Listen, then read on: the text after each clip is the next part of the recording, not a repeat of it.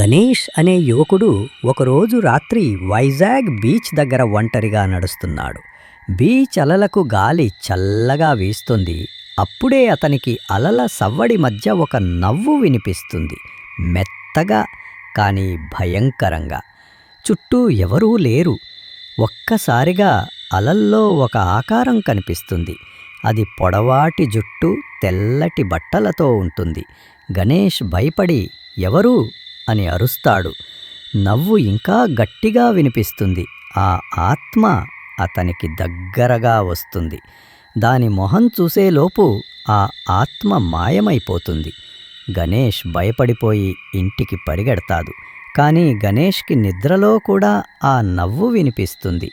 ఉదయానికి అతని బెడ్ దగ్గర ఇసుకలో నడిచిన కాళ్ళ గుర్తులు కనిపిస్తాయి. ధైర్యం చేసి ఆ రాత్రి గణేష్ మళ్ళీ బీచ్కి వెళతాడు. ఆ నవ్వు మళ్ళీ వినిపిస్తుంది. గణేష్ ఆ ఆత్మని పట్టుకోవడానికి అలల్లోకి వెళతాడు.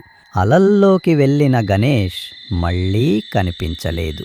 మరుసటి రోజు అతని శవం బీచ్ ఒడ్డున మొహంపై నవ్వుతో కనిపిస్తుంది.